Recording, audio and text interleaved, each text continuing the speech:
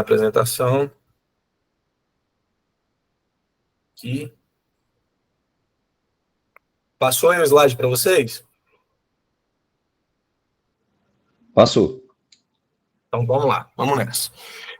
O que nós veremos hoje, a intenção é essa: apologética bíblica e a autoridade do evangelho. O tema é busca e intimidade, né? Continuando aí, de fato uma continuidade do que o Diran ministrou nas 4 aulas dele, onde ele falou sobre oração. Foi muito profundo, foi muito bom para todos que puderam participar. Aqueles que não puderam, por favor, depois vocês vão ter acesso ao vídeo que vai ser postado lá no YouTube. E então, todo o processo ele está bem ajustado, né? Como nós já falamos outras vezes, todas as aulas realmente elas foram tendo uma continuidade natural. E isso foi algo muito poderoso. Então, é interessante se você perder alguma aula que você busca lá atrás, tanto essa quanto as aulas anteriores também.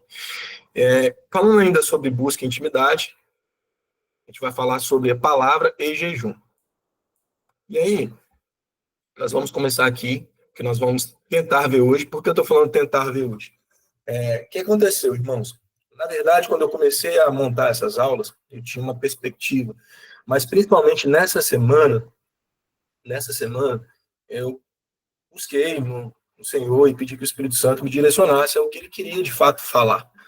Porque a nossa parte é essa, nos prepararmos para estarmos aptos a poder ministrar, mas de forma nenhuma engessar isso. Então, foi uma semana onde eu fui percebendo algumas direções, não tinha nada de concreto, então eu praticamente não dormi, porque na noite anterior, na madrugada anterior, foi onde essa aula, de fato, ela surgiu, posso falar assim, e então a dinâmica vai ser bem diferente por causa disso também, porque até a estruturação da aula ela foi diferente da outra, né? A outra, essa, eu escrevi tudo aqui, por isso eu vou precisar da participação de vocês, vocês vão entender no decorrer dessa aula, mas acredito com certeza que vai ser muito proveitoso que o Espírito Santo fará através de nós, amém? Então, por isso eu preciso, de fato, que todos possam colaborar, porque também creio que essa é a intenção do Espírito, que todos nessa aula possam colaborar. Então, a principal diferença é que eu nem consegui dividir, né? Então, não sei se eu vou conseguir chegar ao final aqui desses 2 temas que eu propus. E eu não vou me apressar para isso. Então, algo também que eu tenho clareza no que o Espírito Santo quer falar, que eu não preciso me apressar. Então, é o que, de fato, eu vou fazer. Eu não vou me apressar. Eu vou fazer com que essa aula flua e a gente continua na próxima. É tudo um assunto só. Tá bom, queridos? Amém? Posso ouvir um amém de vocês? Amém. Glória a Deus. Glória Amém. a Deus. Vamos lá. Quando a gente fala de buscar intimidade com o Senhor, e vamos falar da palavra e do jejum, o jejum ele vai ficar praticamente aí para a última aula.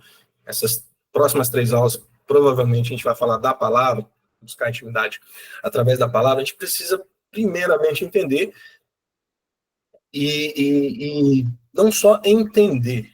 Entender é importantíssimo. O que você não entende, você não desfruta. Mas, de fato, nós precisamos de uma revelação do Espírito em relação à palavra de Deus, né? Ela é a revelação do próprio Deus, mas algo bem subjetivo para cada um de nós. Então, eu creio, assim, muito, queridos, que nós, no decorrer dessas aulas, nós teremos aí, todos nós, uma percepção muito particular, né, do que nós entendemos até esse momento, ou compreendimos até esse momento, porque a palavra, ela é algo sobrenatural, o que realmente ela diz sobre ela. A palavra ela já é autoritativa, ela fala que ela é viva, eficaz, ela é a palavra de Deus, então ela é transformadora. Eu estou assim, eu estou falando assim com vocês porque, de fato, nessa madrugada eu fui muito impactado, e então tá difícil até eu conseguir transpor isso para vocês. Então, é totalmente diferente, que eu fiquei mergulhado ali realmente no que o Senhor estava ministrando, não me preocupei muito em escrever, depois eu tentei escrever, mas vamos lá. Então, por isso eu estou pedindo que realmente vocês intercedam, usem a aula do Diran para poder interceder, para que, então, eu não possa ser um impedimento para o que o Senhor quer fazer. Nas minhas incapacidades, eu não seja esse impedimento. Amém? Então, por que é importante a gente falar de apologética bíblica, para começar aí? Por que eu escolhi esse caminho? Só para vocês entenderem, essa é a única parte que é praticamente um Ctrl-C ou Ctrl-V de inteligência artificial, né? Eu peguei lá os dados, peguei a primeira coisa que tinha, só separei, mudei algumas coisinhas e joguei aqui. Porque a intenção é exatamente essa. Nessa primeira parte, ou nessa primeira aula, não sei o que vai decorrer, eu quero que a gente possa discutir sobre o que eu vou começar a colocar aqui. Por quê? A gente precisa ter uma visão da palavra de Deus e precisa estar apto, é o que eu vou colocar aqui, ó. Olha o que esse texto de 1 Pedro 3,15 diz. Antes, santifiquem Cristo como Senhor no coração. Estejam sempre preparados para responder a qualquer que lhes pedir a razão da esperança que há em vocês. Então, esse texto ele deixa bem claro que nós devemos estar preparados para responder a qualquer pessoa que pedir a razão.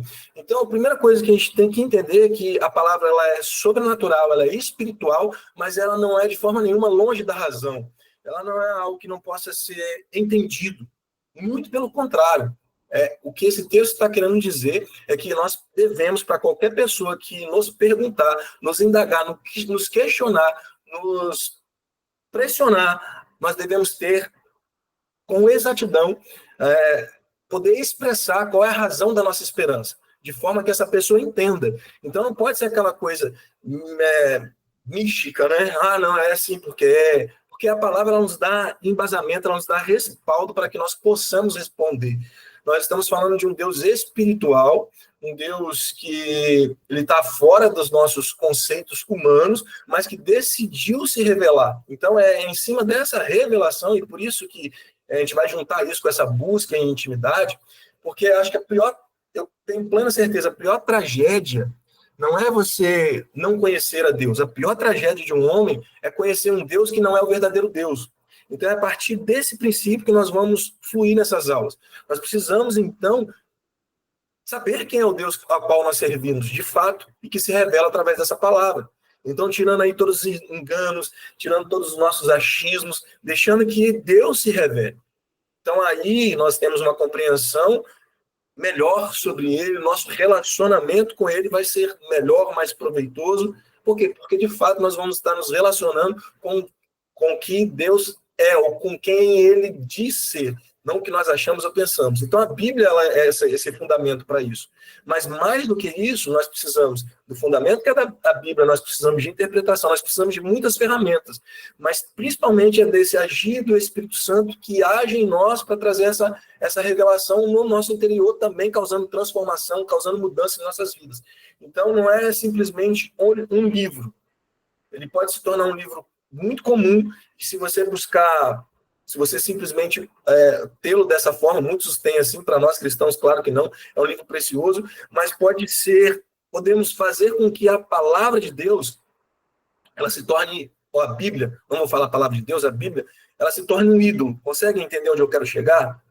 Que a Bíblia ela é uma revelação da mensagem, da vontade de Deus, mas ela não é o próprio Deus. Nós precisamos ver essa revelação através da palavra. Amém, queridos? E isso está totalmente linkado a isso que esse texto está dizendo. Nós devemos, então, estar preparados. E essa parte de responder a qualquer pessoa é também responder a nós mesmos. Muitas pessoas têm medo de fazer alguns questionamentos em relação à Bíblia, enfim, ficam, às vezes, num lugar muito raso por não se permitir questionar, e não questionando você não consegue compreender, como se Deus fosse ficar ofendido com algumas de nossas perguntas, com alguns de nossos questionamentos. E relacionamento está ligado a isso. O relacionamento que Deus busca com a gente é exatamente esse, é que nós o conheçamos como ele de fato é. E precisamos entender essa grande diferença, nossa limitação e a grandiosidade de Deus. Então pense o quanto nós estamos limitados e o quanto nós precisamos de um grande favor do próprio Deus através do seu Espírito para compreendê-lo. Então, não há e não pode haver de forma nenhuma em nós esse receio em questionar, em buscar de forma mais profunda aquilo que nós não entendemos. Amém? Então, isso também não só se refere às outras pessoas, se refere a nós também. Então, a apologética, gente, é uma matéria teológica que é exatamente para isso. É a defesa racional da fé, dos nossos princípios e ensinamentos da Bíblia. Então, é uma matéria teológica que ela aborda esse tema. Tá? Então, a gente não vai entrar em apologética, não é isso que eu quero transmitir para vocês, mas eu quero Se é a Bíblia que nós vamos usar aqui, dentro desse tema, desse módulo, para falar, para buscarmos intimidade com Deus, nós precisamos ter uma fundamentação mínima para que, então, nós possamos prosseguir. E é isso que eu quero buscar aqui com vocês. Então, vamos lá. Vamos falar um pouquinho de história da Bíblia, agora a gente começa a interagir. E aí eu preciso da interação de vocês, tá? Então, a Bíblia, a história da Bíblia, primeiro o Antigo Testamento, o Tanakh, que foi produzido entre 1400 a.C. até 400 a.C., na verdade aí é 200 a.C., que foram os manuscritos do Mar Morto, escrito principalmente, tô lendo para vocês como eu falei, tá, queridos? Eu peguei essa parte, eu dei Ctrl+C, Ctrl+V, porque eu quero junto com vocês trazer alguns questionamentos e eu quero que vocês falem comigo. Eu quero que nós todos possamos participar, tá bom? Escrito principalmente em hebraico, com partes em aramaico. Inclui a Torá, Gênesis, até Deuteronômio, Nefim, que eles são os profetas, Josué, Reis, Isaías, Malaquias, Ketuvim, os escritos, Salmos, Provérbios e Daniel. Amém? O Antigo Testamento, que é o que o judeu usa, o Tanakh. Então, ele reconhece esses livros aqui. Amém? Nós temos o Novo Testamento, produzido entre 45 depois de Cristo até 100 depois de Cristo, escrito no grego koiné, inclui os evangelhos, que é a vida e ministério de Jesus, os 4 evangelhos, Atos, a expansão da igreja primitiva, cartas e epístolas, que são instruções pastorais e doutrinárias. Apocalipse, que é a profecia e é um livro escatológico, vai falar sobre o final dos tempos, o grande dia do Senhor. Deixa eu voltar aqui. Estou lendo mesmo, que daqui a pouco eu vou lançar algumas perguntas e eu quero resposta. O cânon é a lista de livros reconhecidos como inspirados. Amém? Então, o que é o cânon? O que a gente chama que é o cânon bíblico? São os livros que são reconhecidos como inspirados por Deus. Então, no judaísmo, nós temos o Tanakh, que eu falei que são os 39 livros, o Antigo Testamento ali. No catolicismo, nós temos 7 livros deuterocanônicos, então são 73 no final. Então, vocês, não sei se alguém tem acesso, já teve acesso a uma Bíblia católica. Então, ali no Antigo Testamento, você vai ter livros que nós não temos na nossa Bíblia protestante, porque o protestantismo, ele reconhece 66 livros, 39 do Antigo Testamento e 27 do Novo. Amém? Como que esses livros foram reconhecidos? Com base em inspiração divina, uso na comunidade de fé, amém? Desde as mais primitivas, e coerência doutrinária. Então, esse é a base, ou esse foi, dentro dos concílios, o padrão usado, por exemplo, para nós protestantes, para excluirmos esses livros que, por exemplo, temos nas Bíblias católicas. Por quê? Principalmente essa questão de coerência doutrinária. Então, são livros que eles destoam de todos os outros. A Bíblia é um livro maravilhoso, escrito durante milênios, e ela mantém sua coerência doutrinária com algumas, a gente pode dizer, incongruências, mas que não são impossíveis de ser resolvidas. Então, esse é o primeiro ponto, entendermos que, apesar de um livro espiritual que é divino, a Bíblia é um livro também com uma preciosidade histórica, científica, assim, impressionante, exatamente porque ele é esse livro divino. Então, nós não podemos descartar isso, amém? Isso não pode ser descartado. Vocês estão comigo aqui? Amém. Da Bíblia, diversidade de vários autores, cerca de 40 autores, incluindo pastores, reis, profetas, pescadores, médicos, escreveram durante cerca de 1.500 anos, em 3 continentes, Ásia, África e Europa. A Ásia ali principalmente concentrada no Oriente Médio, onde é Israel. Amém? Então, olha só, que preciosidade. 1.500 anos, 3 continentes, 40 autores, de classes diferentes, de escolaridades diferentes, né, de tempos muito diferentes. Isso é incrível, porque eu mesmo, algumas coisas que eu começo a escrever, né, e eu tenho aqui alguns escritos que talvez se tornem livros aí para frente, é engraçado que quando eu começo algo, eu vou na 5ª ou 6ª, 8ª página ali, eu já estou vendo coisas que comigo mesmo que já parecem não ter mais sentido. É muito interessante isso, e como que a Bíblia, escrita por pessoas diferentes durante tanto tempo, ela mantém essa unicidade. Isso é impressionante, queridos, isso é impressionante. Aqui eu já quero lançar algumas perguntas e eu quero que vocês falem, amém? Quero que vocês participem comigo. Já que a gente está falando de apologética, né, bíblica, aqui eu dei uma primeira, assim, uma pincelada, uma base, para que a gente comece a entender o quanto esse livro ele é precioso, o quanto esse livro poderoso, quanto esse livro realmente é uma revelação tão complexa e tão poderosa de Deus, e somente através do Espírito Santo de Deus, para que a gente consiga, assim, mergulhar, e não tem como você, mesmo mergulhando, ele ainda se torna mais profundo.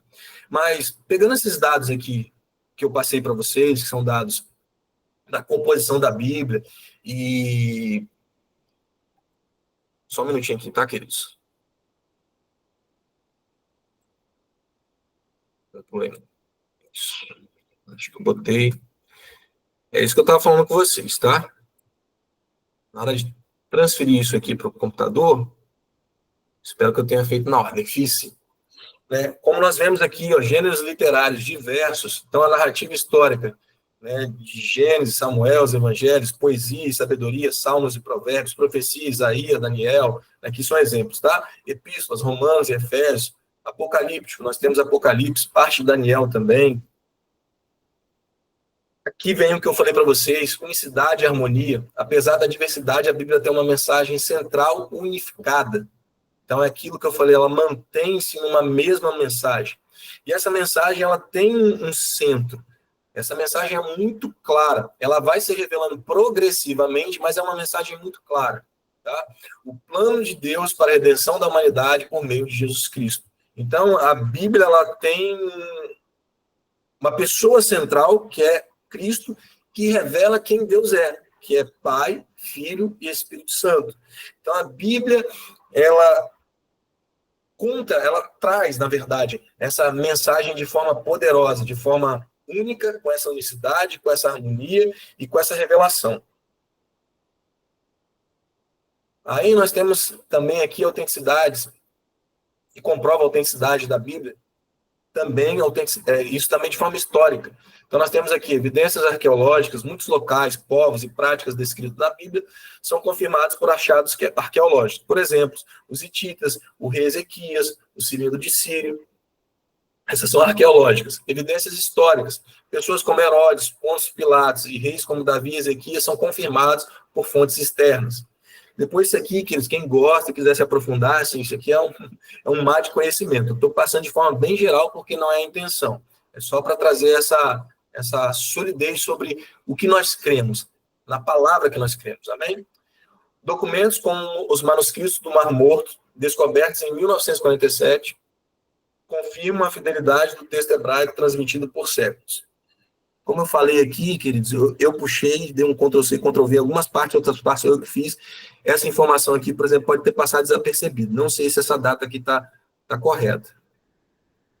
Tá? Mas esses manuscritos, em 1947. Renato, você sabe? Isso aqui me chamou a atenção. Ei, pastor, não foi por aí mesmo, é porque assim, quando eles foram descobertos é nesse período, aí depois ao longo dos anos eles foram sendo estudados e aos poucos eles lançam assim, depois do estudo, mas o momento que foi descoberto foi por aí mesmo. Foi por aí, eu estava um pouquinho de dúvida aqui, será? Os manuscritos do Mar Morto, na verdade, eles são datados de mais ou menos ali 200, né, antes de Cristo, essa é a data. Tá? Isso, por aí. Mais ou menos nesse intervalo antes do primeiro século, né, tem textos mais antigos e tem textos um pouco mais novos, mas é nessa faixa aí mesmo. Inclusive, é o livro de Isaías praticamente completo, né? Isso, o livro de Isaías é o melhor exemplo. É o melhor exemplo que ele era o que estava mais bem preservado, né? O texto todo. É isso aí. Isso comprova o quê? Claro, a Bíblia, todos sabemos que primeiro ela foi através de tradução oral, né? Então foi através da oralidade, foram sendo comunicados. Então pensem comigo. 1.500 anos dá-se o início disso, de pessoas passando essa mensagem, e um povo que enfrenta guerras, que passa por tantas coisas, e essa mensagem ela se mantém. Queridos, isso é algo assim impressionante, isso é inquestionável. Então, se mantém de tal forma que nós temos esse exemplo, por exemplo, desses manuscritos, onde nós temos, assim, com fidelidade esses textos, né?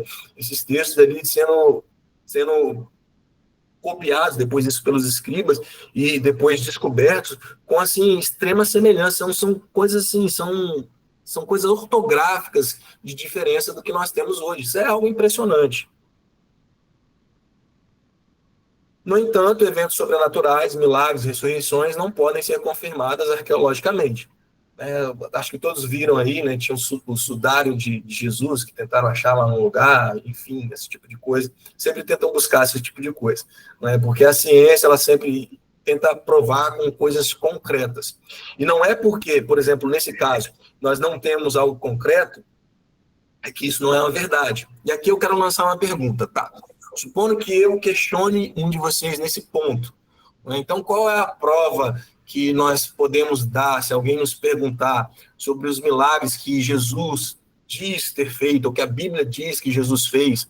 De que forma nós poderíamos abordar esse tema, já que nós não temos arqueologicamente como comprovar isso? Alguém se arrisca aí? Você pode repetir a pergunta, pastor? Vamos lá. Ó, pegando aqui o gancho aqui, no entanto, eventos sobrenaturais, milagres, ressurreições não podem ser confirmados arqueologicamente, né? Porque não se tem a prova disso, né? Nós temos escrito, mas prova, material. Como nós poderíamos, caso sejamos perguntados, alguém nos pergunte, nos questione isso? Ah, você fala que Jesus, ele curou, que ele fez isso, fez milagres, ele mesmo ressuscitou. Não, vamos pegar daí, então. Vocês falam que Jesus ressuscitou, qual prova nós podemos ter? Que prova nós podemos dar a uma pessoa que nos questione sobre isso? A prova de que Jesus ressuscitou é que quando ele morreu, né, foi colocado lá na tumba, todos os discípulos estavam, digamos assim, afastados, né, se isolaram. Depois ele voltou 3 dias, né, ressuscitou. E se ele não tivesse ressuscitado, não ia motivar os discípulos a pregar evangelho por toda a região ali, se espalhando, e Jesus Cristo ia se transformar na figura histórica mais conhecida e relevante no mundo, né? Tá vendo? Você acabou de fazer uma defesa apologética.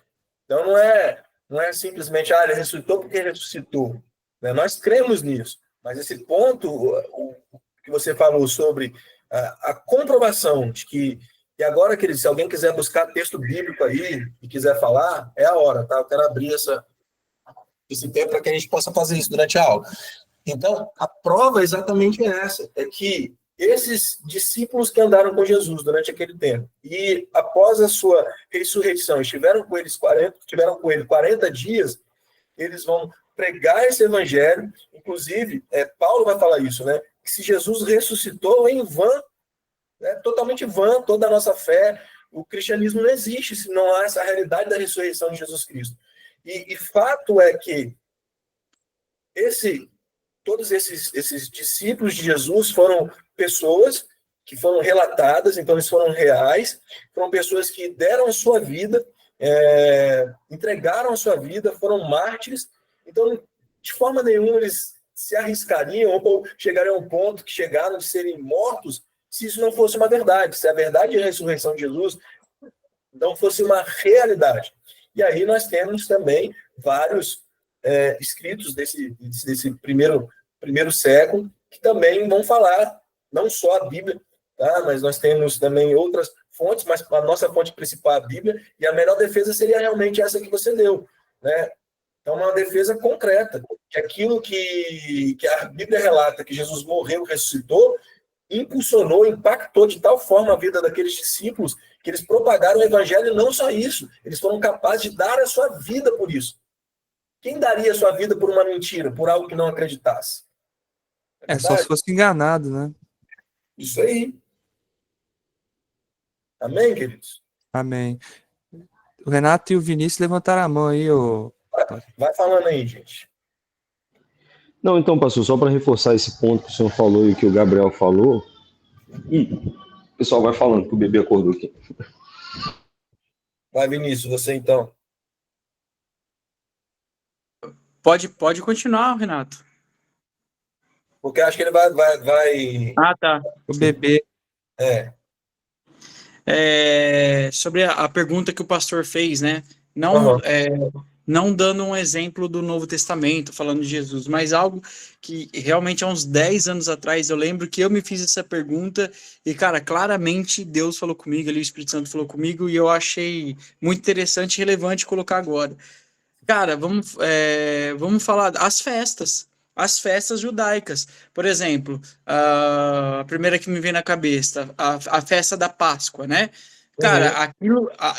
uma vez eu perguntei para Deus, Deus, assim, o porquê fazer uma festa, e ele fala fazer uma festa perpetuamente e tal. Cara, a festa, a tradição judaica, eles manterem essas festas como um marco simbólico de que algo aconteceu, porque as festas, ela tem um princípio, não é uma festa do nada, vamos fazer uma festa. Deus fazia algo, acontecia algo muito grande na nação de Israel, e Deus estabelecia uma festa. E o fato deles preservarem isso como cultura, né? Isso aí é como um marco de que realmente aquilo aconteceu. Então, a Páscoa é um exemplo, mas existem várias outras festas. E eu acho sempre interessante fazer essa colocação. Não é bem assim uma prova arqueológica, é uma prova histórica, né? Prova histórica. E eu acho bem interessante. Ó, falando ainda, a gente falou dos manuscritos do Mar Morto, mas, por exemplo, nós temos o Novo Testamento, são 5.800 manuscritos gregos antigos, isso datando aí dos primeiros séculos, amém? Então, olha só, essa Amém. quantidade de cópia, e você pega, não tem nenhum outro livro nesse período dos primeiros séculos que teve tantas cópias, teve tantos manuscritos como a Bíblia. Não teve, não teve. Pode falar de Platão, enfim, é inferior, muito inferior. Então, essa quantidade de manuscritos que se tem do Novo Testamento, aqui datado 5.800, desse primeiro período, e todos eles também com essa mesma precisão, é algo que realmente atesta esse poder que a palavra, que a Bíblia tem. Esse livro que é vivo. Então, mas ele não deixa de ser histórico. O ponto que eu quero chegar aqui com vocês é que ele não deixa de ser histórico, ele não entra num misticismo, ele é divino, mas de forma nenhuma ele é místico, ele é totalmente coerente, a Bíblia é totalmente coerente, ela fala de um Deus real, por isso ela é real também, por isso ela é verdadeira, por isso ela tem essa autoridade de falar, eu sou a verdade, que ali está a verdade. Se nós não tivéssemos todo esse apanhado de informações, que se nós quisermos buscar de forma mais profunda, nós vamos ficar cada vez mais maravilhados, isso aqui é algo assim tremendo, é tudo isso que compõe a palavra de Deus. É todo esse apanhado de sabedoria, de autenticidade que ela tem, que compõe e que apontam, como eu falei, a gente não pode trazer a Bíblia, ter a Bíblia como um ídolo. A Bíblia, ela revela Deus que é muito superior. Claro que ali é a mensagem, não estou diminuindo a Bíblia, tá bom, queridos? Que a Bíblia, Deus e sua palavra, eles podem ser similares, eu posso falar dessa forma. Deus, ele não é diferente do que ele fala, mas se eu pegar simplesmente aqui o que está escrito e transformar isso aqui em Deus, não é Deus. É esse ponto que eu quero chegar. Mas isso aqui me dá a plena certeza do Deus que eu sirvo. Entende? Então, através dela, da sua inerrância, através do conhecimento dessa palavra, eu vou ter o relacionamento de forma correta com Deus, porque eu vou saber exatamente quem esse Deus é. Então, a gente não pode ser algo, para nós cristãos, não pode ser algo místico, só no experiencialismo, assim. Tenho experiências com Deus, e aí você vai criar um Deus, isso é um problema. Isso é um problema. Deus define quem ele é, e ele faz isso através da palavra dele. Creio que chegará o tempo que depois de um corpo transformado, uma mente totalmente glorificada como a de Cristo, nós veremos como ele é, como o próprio Jesus diz, a gente vai ter uma compreensão muito maior, mas essa aqui, hoje, para nossas limitações, é a revelação completa que nós podemos ter de Deus. Não é que nós não podemos ter experiências com Deus, devemos ter, temos, tenho certeza que todos têm, mas nada que fuja, nada que saia fora do que Deus falou que ele é. Qualquer coisa que saia fora disso, você está tendo uma experiência, está tendo uma intimidade, infelizmente, com um Deus que não é o Deus verdadeiro. Então, se nós queremos falar de buscar intimidade com Deus, primeiro nós precisamos saber quem é esse Deus. E não criarmos um Deus. Amém, queridos? Amém. Vamos embora. Autoridade espiritual da Bíblia. O que é a inspiração? Bíblia, como nós falamos, ela é inspirada. Quem lê para mim aí? 1 Timóteo 3,16. Renato queria falar depois. Segunda Timóteo, é segunda, né? Perdão. 2 Timóteo 3,16. Ah, 2 Timóteo, capítulo 3, versículo 16. Isso aí. Toda a escritura é inspirada por Deus. Significa que Deus guiou os autores bíblicos a escreverem o que ele queria revelar, sem comprometer sua individualidade. Amém. Era para ler o texto aqui. Ah, tá. Lê o texto todo. Você quer ler? Ah, perdão, pastor. Aí, 2 comi Timóteo 3,16 e lê o texto. Perdão aí, eu comi mosca. Sem problema. Ah, Não, que você tá usado, participando. Isso aí. vou ler aqui, ó. Toda a escritura é inspirada por Deus e útil para o ensino, para a repreensão, para a coordenação, correção e para a instrução na justiça. Amém. Então, Amém. significa que Deus guiou os autores bíblicos a escrever o que ele queria revelar, sem comprometer sua individualidade. Foram homens que escreveram. E esse é outro ponto. Vou lançar aqui mais um questionamento, quero ver quem vai me responder. Como nós podemos confiar na Bíblia se são homens falhos que a escreveram? Tá, tudo bem, é inspirado por Deus, mas qual outra defesa, qual outro embasamento? O que nós podemos falar sobre isso? Sobre a Bíblia? Porque é o que eu botei aqui, sem comprometer a sua individualidade. Ou seja, foi Deus que inspirou, mas a Bíblia não caiu do céu. Pronta. Foram homens, como nós, inspirados por Deus que a escreveram, sujeitos às nossas falhas, a pecados como nós. Então, como nós podemos confiar nessa inspiração? Alguém se arrisca aí? Eu diria que a gente pode observar como o personagem de um livro, ele é transformado, lógico, você tem que ler, mas também estudar por fora ajuda, né? Uhum. Por exemplo, a história de Jonas. Jonas, no começo do livro dele, né? Ele estava, digamos assim, de uma forma negando o chamado de Deus. E aí, conforme o livro avança, a gente vê que ele é transformado, né? Uhum. Eu acredito que se aplique de alguma forma, em algum nível, para todos os personagens bíblicos. E isso é a prova da transformação de Deus, e a gente pode comprovar isso, de certa forma, pelo texto, né? Vários exemplos. Moisés, no começo dos livros ali, né? Do Êxodo para frente, e por aí vai. Amém. Daqui a pouco eu quero comentar, mas quero ouvir mais. Quem se arrisca aí a falar mais sobre isso?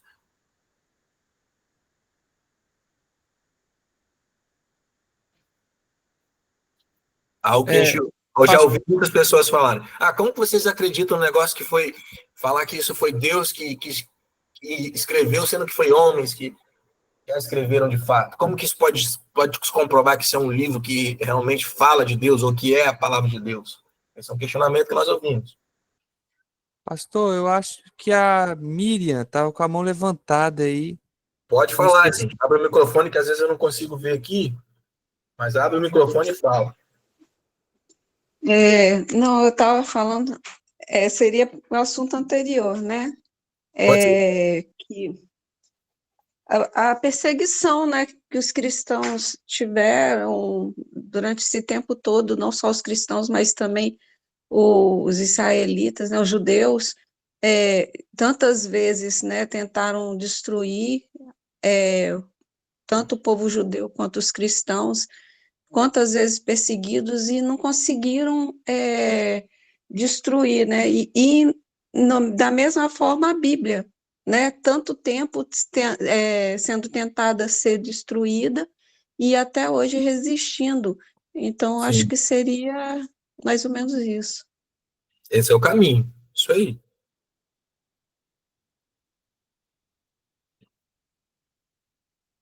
Alguém mais quer falar agora sobre esse ponto, sobre a Bíblia ser inspirada por Deus?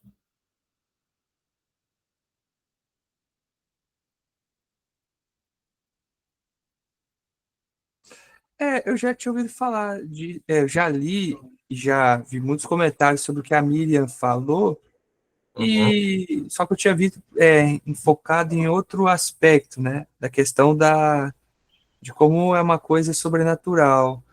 Mas, de certa forma, isso eu diria... Eu nem parei de pensar nisso, é verdade, né? Não é uma força material que vai conseguir destruir algo que é espiritual, né? Que a palavra é muito mais que escrito no papel, por tinta, por qualquer marca ali numa página. Aquilo ali é só o que a gente lê, mas tem vamos dizer assim, uma cobertura espiritual muito mais poderosa, né? Eu acho que isso que faz da Bíblia, de fato, ter esse aspecto de inspiração de Deus, né? Sim. Sim, ela é a palavra divina de Deus. Vem do próprio Deus. Isso é fato. Atestado por tudo que nós falamos anteriormente. Quando nós tentamos reproduzir uma história, ou contar uma história inventada, geralmente quando se faz isso, existem características. E isso, estudiosos que definem a historicidade de um livro, porque isso pode se comprovar de várias formas. Como nós estamos falando de um Deus que é espiritual, né, e que se revela a nós e através da palavra, então logo surge esse questionamento. Por quê? Porque, como nós bem sabemos, ele vai usar pessoas, aquele que ele escolheu, aquele que ele inspirou para que fizesse. Mas quando nós olhamos a Bíblia de forma histórica, como eu falei para vocês, de forma nenhuma ela poderia ser inventada por alguém, por tudo que a gente já falou até aqui. Então, toda essa historicidade da Bíblia comprova sua veracidade como um livro. A pessoa pode não crer, isso é outro ponto, isso aí você não vai entrar. A pessoa crê ou não crê, é problema dela, mas é burrice. Não tem como falar que um livro que foi produzido e se manteve, como vocês falaram, durante todo esse tempo, de forma tão fiel, que ele fosse algo inventado, que fosse uma história inventada. Não há possibilidade nenhuma. É exigir uma fé, aí eu falo, um ateu, ele precisa de uma fé muito grande para não crer em Deus. E uma pessoa que fala que a Bíblia é um livro inventado, simplesmente pelo fato de serem homens, padres que a escreveram, e não crer nessa inspiração de Deus, ele também falha nesse argumento, porque, na verdade, isso é que comprova ainda mais o poder de Deus e a autenticidade da palavra. É que um livro que não tem congruência, um livro que se manteve, um livro que é tão poderoso, foi exatamente escrito por pessoas tão falhas e humanas como nós somos. Então, essa é a grande prova de que realmente só através do poder de Deus. Amém? Deixa eu continuar aqui. Acho interessante também falar sobre o impacto, né, que a Bíblia gera. Acho que também é um ponto interessante, visto que às vezes a gente mesmo não tem, né, noção do que a gente fala hoje, né, amanhã a gente pode se arrepender e falar outra coisa, né, e aí, diante de tudo que você disse, né, sobre várias pessoas em vários tempos e locais diferentes falarem da mesma coisa, mesmo não tendo o conhecimento completo. E aí, quando junta tudo isso, vira um conhecimento tão completo que tem um impacto grandioso na vida de todos que leem, né, ou que praticam a palavra mesmo depois de milênios. Acho que o impacto dela também testifica, né, como que é um livro de fato espiritual. Verdade. É verdade. Como um quebra-cabeça, né? Essa é uma loucura, né? Que foi sendo feito, formado durante tanto tempo, no final, como você falou, vira algo impactante. Quando você olha, é por isso que alguns, até de fé mais reformada, tradicional, falam que não tem nada a se acrescentar, né? Mas só que eles são muito radicais nesse sentido de que Deus não possa fazer nada além do que está aqui. Ele não vai fazer nada fora daqui. É o que eu creio. Deus não vai fazer nada que esteja fora da Bíblia, contradizendo a própria palavra dele. Mas que Deus pode agir de forma especial durante a história, ele é Deus. Então aí surge uma arrogância intelectual, é o que nós não podemos ter. Mas também nós não podemos sair dessa verdade, que é onde eu estou balizando. Se eu quero um relacionamento com Deus, através da palavra, eu preciso conhecer a palavra e preciso que ela... que não é a gente tentando... encontrar Deus ou descobrir Deus na palavra. É o contrário, é Deus se revelando a nós através da palavra. Esse que é o ponto. Não é o ponto onde eu vou e eu sei. É o ponto onde eu chego humildemente e para a palavra de Deus, que é a revelação de Deus, e fala, não sei, me ensina, me mostra quem o Senhor é e deixe que ela fale com a gente. Amém? Pastor, eu encontrei aqui a palavra que eu queria lembrar na hora, não é marca, é memorial. Em Gênesis 19, Deus fala para o povo, olha, fazer essa festa como estatuto perpétuo, isso será como memorial daquilo que eu fiz. É uma prova histórica, né? Memorial, estava me esquecendo dessa palavra. Isso aí. Isso aí. É impossível, né? Como você falou da própria Páscoa. Um povo, como eu falei, né, que nós bem sabemos, que enfrentou, que teve agora seu Estado democrático estabelecido há pouquíssimo tempo, e passou por tantos exílios, por tantas coisas, manteve essa história, manteve isso passando de geração em geração, como eu falei no início, de forma oral, todos esses ensinamentos, se não fosse através de um poder atuante constante, daquele que governa todo o universo. Então, isso são provas concretas, né? Como eu falei, para quem não quer crer, não vai crer, mas que são, são. Alguém abre para mim 2 Pedro e lê 2 Pedro, capítulo 1, versos 20 e 21.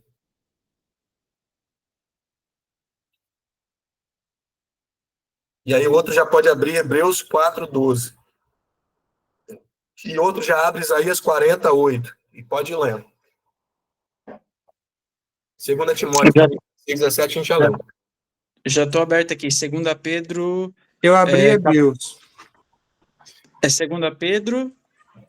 1, do 20 ao 21. Já pode ler, abre, já pode ler.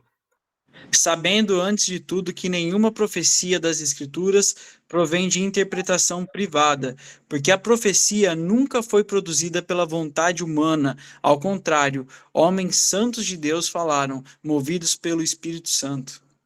Aleluia.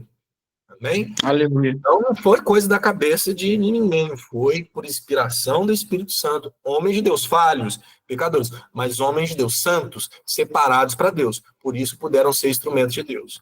Próximo, Hebreus 4:12. Pois a palavra de Deus é viva e eficaz, e mais afiada que qualquer espada de 2 gumes. Ela penetra até o ponto de dividir alma e espírito, juntas e medulas, e julga os pensamentos e as intenções do coração. Uau! Essa é a palavra de Deus. Ela não é só conhecimento, ela não é só letra, ela é viva e ela é eficaz, ou seja, ela é atuante, ela é cortante como uma espada. Ela divide espírito e alma, ela divide intenções, pensamentos. Então ela é eficaz. Para quê? Como nós lemos lá no texto de 2 Timóteo, para corrigir, para demonstrar, para nos ensinar, para dar o caminho. Essa é a palavra de Deus. Porque é a palavra de Deus, esse é o ponto. É porque ela vem de Deus, por isso ela tem esse poder. Amém? Isaías 40, verso 8. Alguém? Voltei. A erva seca, a flor murcha, mas a palavra do nosso Deus permanecerá para sempre. Quem pode dar um aleluia aí? Aleluia. Glória a Deus. Aleluia. Glória a Deus. A Bíblia aponta para Cristo, queridos. Jesus é o centro das Escrituras. Amém? Ele mesmo declara isso, João 5,39. Examinar as Escrituras, elas testificam de mim. Elas falam de mim. As Escrituras dão testemunho de mim. Toda a revelação de Deus se cumpre em Cristo. Então, quando nós pegamos a palavra de Deus para interpretá-la e para aplicá-la, ela deve ser lida com reverência, contexto e oração. Amém, queridos? Reverência, porque ao ler a Bíblia, entenda que Deus de fato está falando com você. Quando você lê um texto, ele tem um contexto, quantos erros, e aí entra naquele ponto que eu falei para vocês, de pessoas crerem em um Deus que não é o Deus verdadeiro, porque simplesmente pegam partes, pegam as porções que querem da Bíblia e criam aquele Deus ali. O Deus é amor, mas que Deus também é justiça, Deus também é santo. Ou um texto isolado da Bíblia e faz daquilo ali o seu Deus, o Deus que ela deseja. Então não tem contexto. Então, se eu quero de fato conhecer a Deus, eu tenho que estar pronto a que ele se revele e que ele me confronte, porque é isso que a palavra vai fazer, porque aí também vai haver transformação em nós. Se eu quero intimidade com Deus, eu preciso ter essa reverência, eu preciso entender que quando eu leio esse livro, ele tem um contexto histórico, algo que a gente vê muito comum, principalmente em lugares onde você tem assim, aquela pregação muito temática, e principalmente se usa muito do Antigo Testamento, que é uma fonte de ensino muito profunda, mas que a pessoa pega ali um tema lá de José, né, a história de José, e vai falar sobre ser vencedor, de governar o Egito, e fica naquilo ali, e não tem um contexto, qual é o ensino, para onde está apontando, porque tudo tem que apontar para Cristo. O propósito é esse. O pastor falou no último culto, né? Ver Cristo. Na verdade, Daniel, Davi, Samuel, Moisés, todos eles estavam apontando para uma verdade. Aquilo ali era só sombra. Mas como muitas pessoas gostam de ficar na sombra. Estou até contando para vocês aqui um relato. Uma vez, um membro da igreja, lá de Guarapari, ele sentou comigo, né, uma das nossas conversas, ele exatamente fez essa indagação. Falou, pastor, mas por que você não prega assim, temas igual os outros pregam, que é de mais fácil assim, compreensão, né? Porque você prega e fica explicando. Eu falei, mas isso é pregar. Pregar é você abrir a palavra e explicar a palavra. E você pregou. Se você não fez isso, você não pregou. Você fez uma palestra, qualquer coisa, menos a pregação, menos a exposição da palavra, a exposição do evangelho. Então, quando eu vou ler, a mesma coisa. Né? Não é ficar fazendo roleta russa, igual muitos fazem, né? Abre a Bíblia, fala comigo, Deus. Tuf, aí cai num texto que não gosta, fecha de novo, fala que esse aqui não serve, não. Não é assim, queridos. Amém? Então, a Bíblia, de capa a capa, é essa revelação de Deus. Então, se eu quero conhecê-lo, eu tenho que ter reverência, eu tenho que entender o contexto, eu tenho que buscar as ferramentas. Por isso que nós estamos aqui também. A LBD é uma ferramenta poderosa para que nós possamos nos aprofundar nessas verdades. É suporte também, não só nas aulas, né? Qualquer um dos mestres aí, que não é o meu caso, mas Deus me dá graça, podem ajudá-los na compreensão, no entendimento. Amém? Então, nós somos um corpo, onde cada membro tem sua função. Então, o LBD e os que ministram o LBD não é simplesmente uma aula na quinta também. Nós devemos também entender isso. Esse ministério é um ministério para servir a igreja no ensino da palavra. Isso não se resume a uma quinta-feira. Amém, queridos? Amém. Amém. Guiada pelo Espírito É mestre Santo. sim, hein? Foi mal. Mais ou menos. Guiada pelo Espírito Santo. Amém? João 16, 13. Então, ela é guiada, só vai haver poder atuante da palavra se for guiada pelo Espírito Santo. Se for no nosso intelecto, se for na nossa limitação, nós não conseguimos alcançar essa revelação, só pelo Espírito Santo. Aplicada com fé, humildade e obediência. Amém? Conclusão. Por que a Bíblia é confiável? Historicamente preservada com fidelidade, arqueologicamente confirmada em muitos pontos, coerente em sua mensagem, mesmo escrita ao longo de séculos, e espiritualmente poderosa, transforma vidas, revela Deus e conduz à salvação. Terminando aqui, Salmo 119, 105. A tua palavra é lâmpada para os meus pés, ou seja, ela mostra onde eu estou, ela mostra a condição que eu estou, ela revela onde estou, ela revela quem eu sou. A palavra de Deus diz, ela te confronta, mas ela não te confronta para te deixar no mesmo lugar. Então ela é lâmpada para os seus pés, para que você se perceba, você se enxergue. Mas ao mesmo tempo também ela é luz para o seu caminho. Então ela te mostra quem você é, mas ela também te aponta a direção que você deve andar. Amém, queridos? Amém. Agora, aqui foi onde minha mente e minha cabeça bugou. Isso aqui era uma aula do outro tema que eu ia dar, né? Evangelho da Salvação, Evangelho do Reino. Fiquei em conflito aí esses dias, porque, de fato, eu não estava entendendo. Para falar para vocês ainda, como eu disse, eu vou, junto com vocês aqui, derramar, tenho certeza que o Espírito Santo tem algo a falar, mas foi fazendo sentido. Então, eu entendi que era para trazer agora. Esse era o momento para falar sobre o que eu vou falar agora. Depois eu vejo lá o que vai ser no Evangelho do Reino, Evangelho da Salvação. Não vou entrar aqui no do Reino, mas aqui entra muito na questão do Evangelho da Salvação.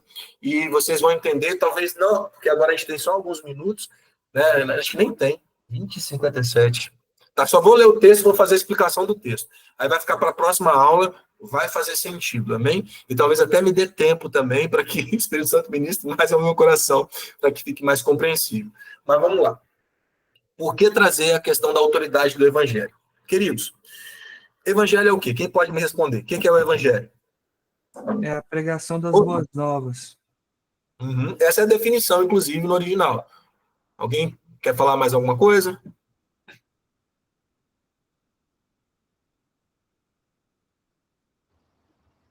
Essas boas novas são uma pessoa que revela o próprio Deus, né? Então, o Evangelho é a mensagem falando dessa revelação de Deus que precisamos conhecer, como o senhor está falando. Isso aí, perfeito. É a revelação desse Deus que nós precisamos conhecer. É a mensagem. Qual é a boa nova? A boa nova ela só pode ser boa se você estiver numa situação que você a perceba como boa. Por exemplo, eu estou morrendo afogado. Se alguém jogar uma boia para mim, eu morrendo afogado, é uma boa notícia? É uma. O que vocês acham?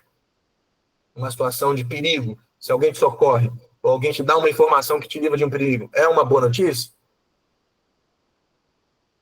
Fala comigo, gente. Tá dando um joinha. Sim. Tá bom. Eu preciso olhar melhor aqui, vocês dando joinha. Então, primeiro, eu preciso reconhecer. Por isso que, como o Renato falou, existe o evangelho, que é a boa notícia. Mas essa boa notícia não é para todos, porque alguns não conseguem enxergar a boa notícia, que é uma pessoa. Eu só consigo ver essa boa notícia quando eu percebo a situação que eu estou, e aí, então, eu vou conseguir enxergar aquele que traz essa boa notícia, que é essa pessoa. Amém? Então, isso vai ter tudo a ver quando a gente fala de, na palavra, buscar intimidade com Deus. Porque o evangelho é como se fosse o núcleo de toda a mensagem. Quando a gente fala do evangelho, é por isso que a gente divide, e a nível de conhecimento, até a própria Bíblia fica assim, evangelho da salvação, evangelho do reino, mas a gente podia colocar tudo num grande pacote. Não é que é uma coisa só, mas não tem como ter um sem ter o outro, os dois são complementares e contínuos. A gente precisa entender que aqui, se eu quero uma intimidade, aquilo que eu estava falando com vocês lá no início, por isso que eu trouxe um pouquinho daquela questão da apologética, eu preciso ver a Cristo, eu preciso ver a Cristo como ele é. Se eu não parto desse ponto de partida, toda a minha busca de intimidade pode ser uma enganação total, e não é o que nós queremos. Era o que estava acontecendo aqui com esses irmãos. Por isso essa carta, o autor de Hebreus escreve essa carta, que esses irmãos conheceram o evangelho, eles estavam saindo dessa verdade, deixando-se levar novamente principalmente pelo judaísmo que estava ali assediando eles. Muitos deles tinham saído disso, estavam voltando para isso por várias situações, contextos históricos de perseguição, de esperarem que Jesus retornasse brevemente, porque essa era a mensagem, principalmente de todos ali que estavam, Paulo e todos que estavam ali próximos, que Jesus estava muito próximo. Esse era o sentimento. Então, quando aquilo foi passando, o tempo foi passando, e eles não viram concretizadas algumas coisas que eles esperavam, e situações que eles estavam vivenciando, eles foram desfalecendo na fé.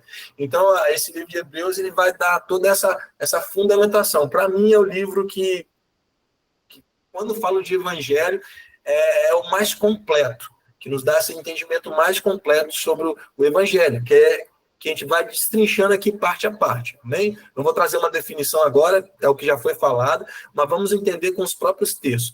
Então, é a partir daí que a gente começa a buscar na palavra a intimidade com o Senhor, através daquele que é a revelação exata de quem Deus é, Jesus Cristo, amém? Então, vamos lá, vamos para o texto. Eu só quero explicar rapidamente o texto, e aí, para a próxima aula, a gente continua aqui. Hebreus 2, o verso 1 diz assim: portanto, precisamos prestar, algumas versões vão falar assim, nos agarrar, que seria até melhor. Prestar muita atenção às verdades que temos ouvido, para não nos desviarmos delas. No original, prestar é prosseguir, amém? E o desviarmos é pararem. Então, elas têm vários significados no seu original, mas tem um que eu gosto e que se aplica muito bem, que tem um sentido náutico. Qual que seria o sentido náutico? O prestar aí, ou o agarrar, seria como aquele dono de embarcação que vai e atraca o seu barco e faz a amarração, né, com a corda ali no cais, e faz aquilo de forma excelente, faz aquilo de forma firme, que independente de onda, o que aconteça de vento, aquele barco vai ficar atracado ali, vai permanecer ali. E esse desviar, que é o pararém que está ali, seria aquele que fez isso de forma desleixada. Então, ele não fez aquela amarração que deveria fazer. Então, o que vai acontecer com esse barco? Esse barco ele vai se perder do cais. E, ao fazer isso, ele vai estar à deriva. Então, é como se o autor de Hebreus estivesse falando para esses irmãos aqui. Vocês precisam se agarrar a essas verdades que vocês ouviram. Vocês precisam se manter firmes nisso. Porque se vocês não fizerem isso, a vida de vocês, como esse barco, vai ser levada à deriva. Vocês vão se distanciar da verdade. E a verdade é o próprio Cristo.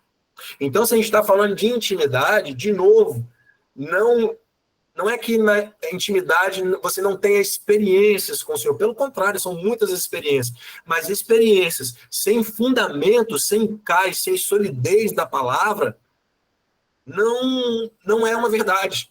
Amém? Deus ele não vai ficar dando experiência para aquele que não se fundamenta. Deus dá experiências, mas para aquele que se fundamenta na verdade, porque essas experiências vão ser conforme a verdade. Por isso que a gente vê muita loucura. Por isso que você vê aí igrejas doidas e ministérios loucos surgindo com um monte de doideira. Um dia desse eu peguei um jornal num banco lá de Domingos Martins, que eu fui com minha família, eu não consegui acreditar porque eu vi naquele jornal, Caverna do Milagre, DNA de Cristo sendo passado através do óleo, do não sei o que. Gente, nem merece comentário, assim, as loucuras, e muita gente seguindo. E ali está falando que é Jesus, está falando que usando o texto bíblico, um monte de texto bíblico, mas não tem verdade nenhuma.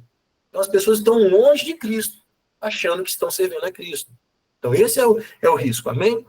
Pois a mensagem que foi transmitida por meio de anjos permaneceu firme, e toda transgressão e desobediência recebeu o castigo merecido. Essa mensagem através de anjos aqui está falando da lei, amém? Amém, queridos? Está falando da lei. Amém. Por que estou esse termo anjos? É porque vocês sabem lá, né, quando Moisés estava andando, tem várias passagens que vocês vão ver não só teofanias, mas como o próprio anjo do Senhor. Então aqui ele está usando, né, o autor está usando esse termo anjos aqui, e talvez não usou aqui o Senhor, mas é exatamente para fazer essa diferenciação. Mas aqui o que ele está falando é a lei. Então ele está falando que a lei que foi dada permaneceu firme, e quem descumpriu ela teve o castigo merecido. Está aí o perigo de não conhecer a Deus de verdade, que se revela agora através da graça do seu Filho. E o que o autor está querendo dizer aqui é que ele está falando o que ele está falando é o seguinte: se naquele tempo que era sombra, que era lei, a desobediência ela teve um castigo merecido, olha como ele começa o verso 3. O que nos faz pensar que escaparemos se negligenciarmos essa grande salvação? Olha isso aqui. Se agora que nós temos essa grande salvação, e nós sabemos que é através da pessoa de Jesus Cristo, se nós negligenciarmos isso, qual seria então o nosso castigo merecido? Se aquela que era uma lei que não tinha vida nela, que não era capaz de trazer justificação, ela teve o seu recebimento, né, o descumprimento, a transgressão dela, teve o castigo merecido, quanto mais agora que nós temos essa verdade, se nós negligenciarmos essa verdade. E aí o autor continua, anunciada primeiramente pelo Senhor. Então olha só a autoridade que já vem. Primeiro ela foi anunciada pelo Senhor e depois transmitida a nós e por aqueles que ouviram falar. E chega até nós hoje com essa mesma autoridade e, como eu falei lá no início, por isso que eu quis começar com aquela base, com a mesma confiabilidade, que o que Jesus disse foi o que os seus discípulos replicaram, que foram depois os manuscritos escritos, e isso chega até hoje com total confiança que aquilo que foi falado há mais de 2000 anos atrás, chega a nós hoje não só com a mesma autoridade, mas com a mesma confiabilidade também, queridos. Amém? E Deus confirmou a mensagem por meio de...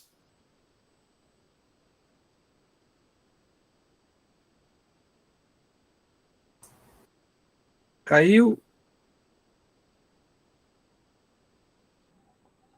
Ixi, acho que caiu, hein? Caiu. Pastor? Acho que só o pastor caiu, né? É Acho da que só. internet dele. Vamos aguardar um pouquinho, deve retornar.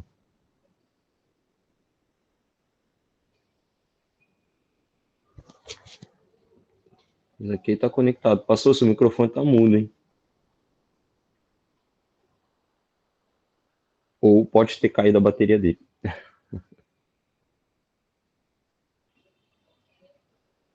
Mas amém, amados. Aproveitar que o pastor deve voltar daqui a pouco, que eu ia falar, que foram as perguntas que o pastor fez. Olha lá, ele saiu, ele deve voltar daqui a pouco.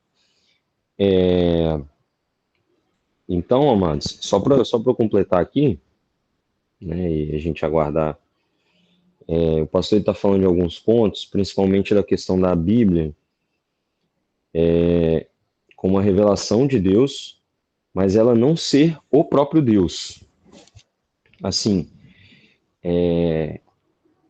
isso parece um pouco, não sei se talvez irrelevante, mas é um ponto sutil, porque, por exemplo, quem caiu nesse erro foram os judeus, né? Os judeus, eles confundiram Deus com a própria lei. Então, o Deus deles se tornou a lei. E o que pode acontecer, né? Que infelizmente isso acontece com muitas pessoas. As pessoas colocarem Deus dentro de uma caixinha, né? Usando argumentos bíblicos, né? Ou seja, com textos, mas sem compreender realmente quem Deus é. Então, como o pastor falou, Deus não vai fazer nada fora do que está escrito na Bíblia. Mas essa é uma revelação de Deus, mas Deus não é esse livro, né? Esse livro, ele apresenta quem Deus é para que nós possamos chegar a Ele, né? Então... Renato, o Martim Lutero também cometeu esse erro? Perdão? O Martim Lutero cometeu esse erro também, da sola escritura? Não. Não nesse sentido. Porque os judeus, o que eles fizeram? A lei, ela tinha uma direção muito clara, né?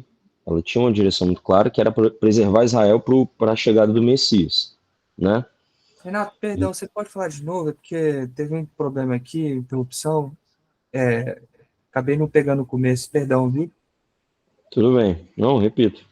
O que eu estava falando que é o seguinte. A lei, ela tinha um propósito, um objetivo muito claro. Preservar o povo de Israel para a chegada do Messias. Mas eles pegaram a lei, distorceram a partir de interpretações e elas colocaram Deus dentro de uma caixa. Que foi o quê? Com um contorno da lei. Para o seu bel prazer. Por quê? Porque eles controlando a lei, se a lei é o próprio Deus, então eu controlo Deus, né? Então, isso é muito complicado porque, por exemplo, hoje em dia acontece muito dessas loucuras que o pastor até citou, de justamente o cara achar que ele teve uma revelação completa do que a palavra diz. Ei, pastor. Estão me ouvindo aí? Tô. Minha internet caiu. Estou tentando entrar pelo celular. Você tá ouvindo Tranquilo. lá? Mas agora eu tô chegou ouvindo. até o final? Não, cortou no meio.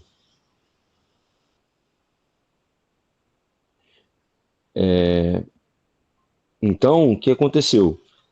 Os judeus, pela interpretação livre deles, né? Eles botaram Deus de uma caixa e falaram assim, ó, isso aqui é Deus, e o que tiver fora disso, nós vamos... O que tiver fora, assim, né? O que tiver fora da nossa interpretação, isso não é Deus, né? Vamos dizer assim. Ou seja, chegando ao ponto de controlarem quem Deus é. Então, o que acontece hoje em dia, que é o complicado, a gente precisa entender. A palavra é a revelação máxima de Deus para a humanidade. Mas é a partir dela que eu começo a ter um relacionamento real com Deus, né? E a gente precisa entender isso. A palavra ela foi escrita, inspirada pelo próprio Deus e escrita por homens, para que nós pudéssemos ter acesso a uma verdade para compreendermos quem é esse Deus. E a partir disso, termos esse relacionamento com Deus. Mas ela jamais, por exemplo, pode ser usada para... que nem foi usada, por exemplo, nas cruzadas. Ou seja, a partir de uma interpretação, eles pegaram e falaram, diante dessa autoridade aqui, eu tenho o direito de matar outras vidas, né? Enfim, essas coisas desse tipo que a gente viu durante a história. Distorções... Também, né? Escravidão, tudo mais. Distorções de quem Deus é, a partir de uma leitura errada de Deus e colocando Deus dentro de uma caixa que foi baseado numa interpretação errada, equivocada da palavra, né? Enfim. Pode falar, minha irmã, Miriam. Você está com a mão levantada? Renato, eu coloquei aí João 1, de 1 a 14, que fala sobre o Verbo se fez carne e habitou entre nós, né, e tal. Que o Verbo se fez carne, no princípio era o Verbo se fez carne, o Verbo estava com Deus e o Verbo era Deus. Perfeito. Dentro desse contexto aí, não diz que Jesus é a palavra, Jesus é o Verbo? Não sei, eu estaria falando errado se eu dissesse que a Bíblia é Jesus, que a palavra de Deus é Jesus? Não estaria errado. É só a questão de não querer limitar. Porque assim, quando fala que Cristo é a palavra, é o verbo que sai de Deus, ela não se restringe apenas ao que está na Bíblia. A Bíblia faz. Para não trazer confusão, tá, amados? Deixa eu explicar bem. Jesus, a gente precisa entender o quê? Jesus é maior do que a Bíblia.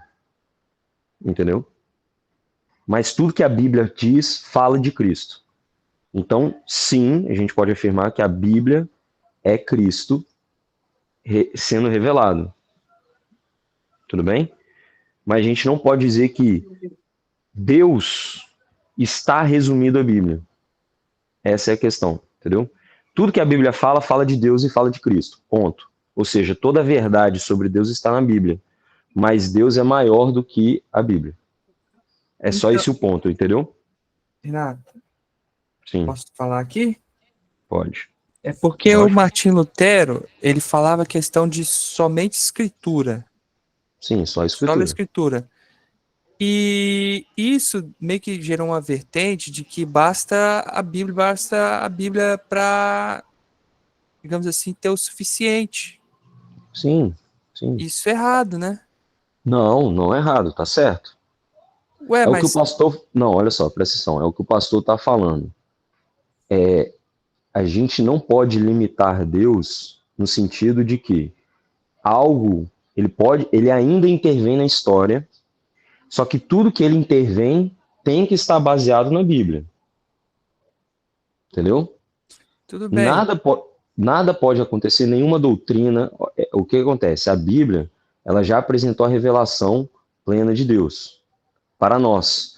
Só que como o pastor falou, nós hoje, neste corpo, não podemos alcançar a plenitude de quem Deus é 100%. Isso é só na glória, que veremos como ele é. Então não é para trazer confusão, mas olha só, eu vou até explicar mais uma vez para ficar muito claro. Nenhuma doutrina, nada pode estar fora da Bíblia. E Deus não irá agir fora da Bíblia. Jamais. Jamais, em momento algum. Tá? Então o que Martinho Lutero falou, sola escritura, é sola escritura. Está correto isso. Ou seja, é apenas na palavra. Mas o que a gente precisa entender?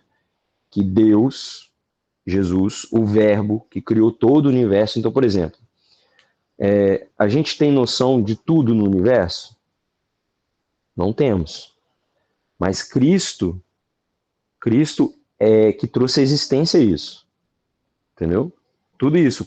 Ou seja, coisas além do que a nossa mente pode imaginar está na plenitude de Cristo. Então, quando a palavra fala, por exemplo, aquilo que nenhum homem nunca ouviu, nem chegou ao coração do homem, são as coisas que Deus tem preparado para aqueles que o amam. Então, essa palavra ela está querendo dizer justamente isso. A grandeza de Deus é superior a qualquer coisa que nós podemos imaginar. Entendeu? É nesse sentido que eu estou querendo dizer. Mas, mais uma vez, amados, Deus, Cristo, Espírito Santo não vai agir em dissonância com a Bíblia. Jamais. Não haverá nada novo. Que o apóstolo Paulo ele fala, né? Se alguém, mesmo um anjo do céu, ou mesmo ou ele fala, ou eu mesmo vier e trazer algo diferente do evangelho que vocês têm ouvido, seja este anátema. Ou seja, a doutrina, a palavra, a verdade de Deus está na Bíblia, e é a Bíblia, ok? Mas que Deus lá na eternidade, no trono dele, nós ainda não alcançamos a plenitude de quem ele é. 100%, entendeu? É esse o ponto só. Vi que a Cris levantou a mão. Cris, E, meu irmão, não era só porque o Gabriel falou aí sobre Martinho Lutero, então, é porque, Gabriel, quando ele fala só a escritura, porque era um contexto, algo que estava acontecendo ali, que estavam colocando coisas para ganhar salvação. Então, quando ele Sim, as combate... indulgências, né? Isso, então, quando ele diz só a escritura, porque estavam acrescentando várias coisas para que as pessoas comprassem salvação, enfim, aí quando ele bate ali aquelas teses, é defendendo isso, que somente as escrituras, aquilo que está na palavra, entendeu? E, Sim. Renato, deixa eu ver se eu entendi o que você falou, então... Eu não posso pegar a Bíblia e tornar ela um objeto de adoração, fazendo dela o meu Deus, não é isso que você está falando? Deixa eu ver se eu compreendi direito. exatamente Porque Cristo é a palavra revelada, e essa palavra revelada está na Bíblia, né? Mas eu não posso pegar a Bíblia e fazer dela o meu Deus, o meu objeto de adoração. É isso? Perfeito. Exatamente. Amém. Porque olha só, é esse o ponto. É o que aconteceu com os judeus, entendeu? Os judeus colocaram a lei como se fosse Deus, o próprio Deus. Entendeu? É o que você está falando. A lei se tornou uma idolatria. Isso é meio louco, né? Mas é nesse sentido. É exatamente isso, Renato. É exatamente isso. Esse é o ponto.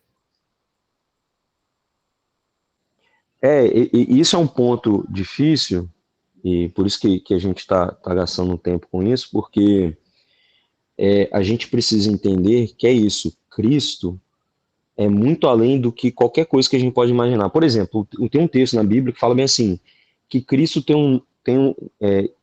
na coxa dele há um nome que só o próprio Deus conhece, né? Ou seja, só ele conhece, na verdade. Então, esse é um exemplo da majestade de Cristo citada na Bíblia e que a gente não sabe, entendeu? Ou seja, outro ponto, como Deus age. A Bíblia, ela não fala, tipo assim, como exatamente é o processo de Deus agir na nossa vida. A Bíblia fala como? Deus ele age, ele usa pessoas, as pessoas têm dons, talentos, mas, por exemplo, ele não fala especificamente que como uma doença pode afetar uma pessoa, pode mudar, transformar, como que Deus vai lá no prostíbulo e salva a pessoa, sendo que a pessoa nem está ouvindo a Bíblia. Então é nesse sentido, porque muitas pessoas chegam e falam bem assim, olha só, a pessoa um ateu que nunca ouviu a palavra, ela foi lá e recebeu a Cristo, por exemplo, por alguma revelação. E aí a pessoa se perde no sentido assim, como que a pessoa quer comprovar meio que cientificamente, pautado na Bíblia, como Deus fez isso. E aí não vai ter nenhum texto que vai falar especificamente sobre isso.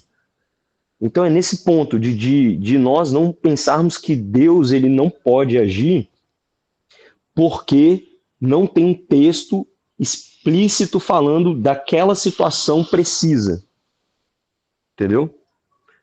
Vou botar um outro exemplo. Assim, talvez, não sei se vai chocar alguém, mas não sei se alguém já se perguntou.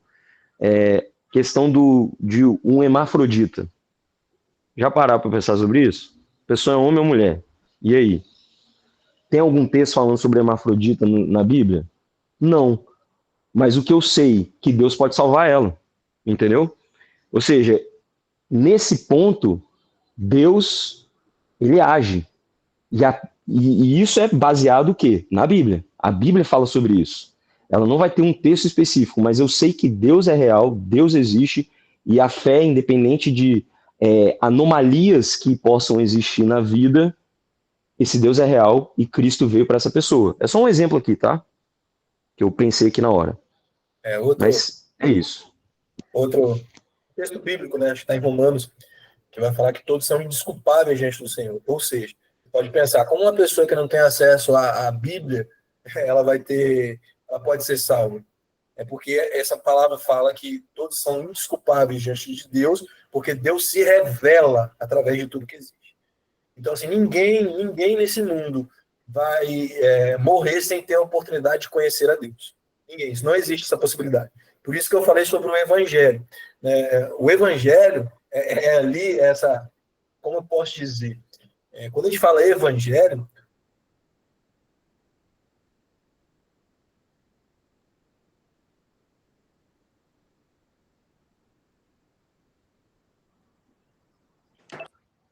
Cortou de novo.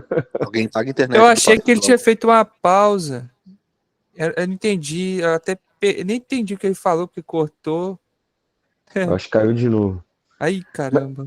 Mas amém, amados? Deu para entender? Ô Miriam, entendeu? Gabriel entendeu? Miriam, deu para entender o que eu falei? Eu ia até fazer um comentário que você fala nessa questão de Bíblia.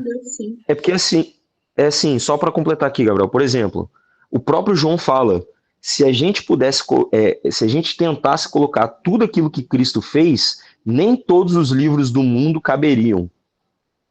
Então, Cristo é a revelação, que é o texto de João 1, né? Que está falando que o texto é perfeito, né? É a palavra de Deus, mas no sentido que é literalmente a essência de Deus se manifestou em carne. Entendeu? É isso que a palavra quer dizer. Mas a própria Bíblia fala, a grandeza desse Cristo, ela nem coube. Do único, né? Do Cristo, de Cristo, não coube em textos, porque ele é maior, ele é o próprio Deus manifesto em carne. Por isso que o verbo, que é a palavra de Deus, a palavra que foi usada para trazer tudo à existência, ela se manifestou no nosso meio.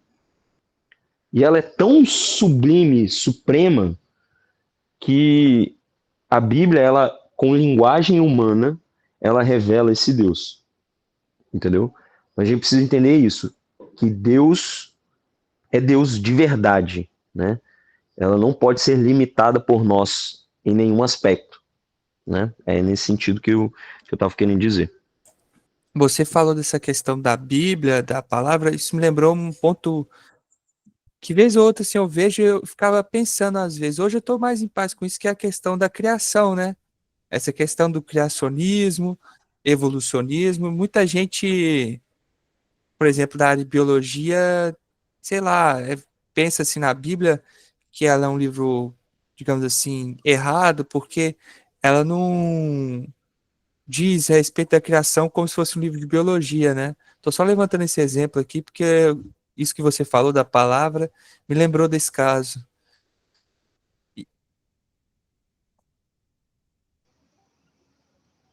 Perfeito. Vou falar, pastor. Agora, eu só estava aqui fazendo meio de campo, aguardando o senhor. Eu tô com a minha internet ruim, eu nem sei o que vocês ouviram, não ouviram, mas tá bom, tenho certeza que você tocou o barco aí. Mas o que você falou, Gabriel, assim, cara, hoje existem, assim, falando hoje, né, você falar de séculos passados, a maioria dos cientistas, eles eram cristãos por motivos óbvios, que eles eram muito inteligentes, por motivos óbvios. Mas hoje há muitos que também são, e o são por comprovações, né? Então, não é aí minha praia, vamos colocar assim, mas a própria questão da criação, né? Uma das coisas que nos faz crer na criação, conforme a Bíblia fala, e muitos cientistas creem nisso também, é que não existe nada surge, o material não surge do material, entendeu? Por exemplo, você não vai ver nada surgir assim do nada, uma explosão, vamos botar uma coisa aqui absurda, né? Um vulcão explode e cria um helicóptero, né? Que você pode pensar, um helicóptero. Um helicóptero não tem nem um percentual mínimo da complexidade do universo, então não existe. Então, para que algo surja, ele tem que partir de um princípio diferente do que ele é. Então, mais ou menos isso. Então, algo material, ele precisa surgir de algo imaterial. Então, isso prova a Bíblia, prova Deus. Porque Deus, o sinônimo de imaterial seria espiritual. O que é imaterial? É algo que é espiritual. Quem é espiritual? É Deus, entende? Então, se você for buscando, isso vai afunilar para Deus sempre. Deus fez isso, cara. Deus deu uma assinatura no mundo. Sim. As pessoas podem tentar correr, questionar vários pontos, mas sempre vai entrar num ponto de interrogação e se você afunilar, esse ponto vai convergir para Deus, não tem jeito, entendeu? Entendi. Não, muito bom. Eu já tinha visto até cientistas que eram ateus, mas aí vão estudando e aprofundando, afunilando, e chegam à conclusão que o universo é muito complexo e é muito perfeito, simétrico, para não ter um autor, É, um criador, né? é isso aí. E pegando um pouquinho do que o Renato estava falando, o ponto nós não somos, não podemos ser, já que temos a palavra de Deus. O texto, não sei se vocês ouviram, né, que eu falei, nem busquei aqui, de Romanos fala que todos estão desculpados diante do Senhor. Por quê? Porque esse evangelho ele é pregado através de tudo que Deus criou. Então, até uma pessoa que não tem acesso a uma Bíblia ou até a exposição do evangelho, Deus ele vai se revelar a essa pessoa não vai morrer sem a oportunidade de conhecer a Cristo de alguma forma. Né? Que foi o que o Renato falou sobre a soberania de Deus em salvar. Isso vem dele, a salvação. E aí, o que acontece? O que nós não podemos entrar, já que nós temos agora, uma vez que fomos salvos, e ninguém foi salvo assim, acho que dificilmente alguém, são poucos os casos de pessoas que estudam a Bíblia e a partir dali tem uma experiência. A maioria de nós tem uma experiência através da pregação, da exposição do Evangelho. Então nós temos uma experiência com Cristo. E mesmo através da palavra é necessária essa experiência, que é uma atuação poderosa do Espírito Santo. Então tá, primeira experiência, mas a partir daí, Deus nos deu uma palavra para que nós possamos conhecê-lo. Não assim, tirando a parte de experiência, mas agora para que pudesse nos guiar. Então a gente não pode ir para essa questão do experiencialismo só, e também não pode entrar no outro extremo. Então o extremo é isso, né? Querer conhecer a Deus do meu jeito, da forma que eu acho e penso, então eu vou criar um Deus, e a outra forma é o que o Renato falou em questão dos judeus, e alguns irmãos também acabam fazendo isso. Não estou falando aqui de salvação, mas tentarem definir Deus. Então o que Martinho Lutero, por exemplo, fez do Sola Escritura, né? Ele não quis dizer assim, Deus está resumido a isso. Ele quis dizer, Deus, ele falou isso, isso é a verdade de quem ele é. Não acrescentem nada a isso. Só que alguns, em defesa disso, limitam também Deus. Aí é outro erro. Então, não é porque eu sempre falo, todo extremo é perigoso. Jesus é o centro, ele é o equilíbrio. Por isso que ele é essa revelação exata de quem Deus é. A gente não é. Quando a gente lê a Bíblia, enxergando Cristo, que é o centro da Bíblia, sempre procurando o Cristo ali, você não vai errar nessa intimidade, nessa busca com o Senhor. Amém. É isso, é o que o próprio texto do Senhor falou, né? A tua palavra é lâmpada para os meus pés, né? É em cima da palavra que você anda no caminho, e o caminho é Cristo. Esse é o ponto, entendeu? E obviamente que os dois se confundem nesse aspecto, né? Então, é isso que a palavra tem para nos ensinar. Para a gente poder encerrar, a Erika vai falar. Paz, boa noite a todos. Eu nem ia falar não, porque tá uma bênção, tá tudo muito explicado, mas como é profundo, né? É maravilhoso. E eu até coloquei na mensagem, né, que eu creio que a palavra de Deus da Bíblia é o resumo de tudo que Cristo é, né? A palavra de Deus, eu creio que ela a cada dia mais, quando a gente tem essa intimidade de conhecer a Deus, ter esse relacionamento com Ele, é a profundidade de conhecer quem Ele é. Porque Cristo, ele é Deus, Ele é tudo. Então, assim, a palavra, como o pastor falou aí, muitos criam um contexto, criam um Deus através de texto, através de palavras, tirada da própria Bíblia, né? Então, assim, a palavra ela vê como assim, Deus nos deixou, como a gente tem relacionamento com as pessoas, nós precisamos ter também com Ele. E a palavra, eu creio que é isso. Assim como nós falamos com Ele, nós também precisamos ouvir Ele. E esse é o modo, né, dele falar através da palavra. Bom, esse é o meu ponto de vista. Não sei se eu estou certa, mas é, é isso. Amém. É isso aí, minha irmã. É isso aí. Alguém mais quer falar para a gente poder encerrar? Alguma consideração? Algo a falar? Dúvida? Não? Então vamos orar. última chance aí. Vamos orar, então. Agradecer ao Papai do Céu. Paizinho querido, obrigado por esse momento, Senhor, que nós juntos caminhamos, Senhor, na palavra, na verdade, que é Cristo. Expressão exata de quem o Senhor é. Que nos revelou o Pai e que nos deu o Espírito para que possamos continuar, permanecer nesse elo perfeito, nessa unidade. E nós somos gratos, Senhor, porque temos acesso à Tua palavra, ela é escrita, traduzida, tantos idiomas, e nós aqui temos acesso a essa palavra. Temos tantos irmãos que não têm esse acesso, que em lugares de perseguição, eles apreciam, muitas vezes, partes mínimas dessa palavra, eles têm como tão valiosa e capaz de dar a sua própria vida, Senhor, porque eles têm um desejo profundo de conhecer o Senhor. Por favor, Espírito Santo, cria esse desejo em nós, cria esse desejo em nós de conhecer o Senhor. E o Senhor nos deu a Tua palavra, a Sua companhia, para que nós pudéssemos fazer isso. Não se trata de nosso conhecimento, se trata de conhecer o nosso Criador, nosso Pai. Por favor, Espírito Santo, tira toda a altivez de nós, tira toda a preguiça, tira toda a burrice. Nosso eu que insiste em tentar viver para nós mesmos, não trazendo plenitude. Nos ensina, Espírito Santo, a morrer no caminho, seguindo a Jesus, renunciando a nós mesmos, encontrando essa alegria, esse prazer em nos aprofundar, em conhecer o Senhor, com essa maravilhosa bênção que o Senhor nos deu, que é a Tua palavra, Senhor, que é a Bíblia escrita, Senhor. Nós temos acesso, muitas vezes ela é mão aberta em nossas casas, em nossos lares, Senhor, em nossas famílias. E ela é viva, ela é eficaz. Nos perdoa primeiramente e nos ajuda, pois nós precisamos.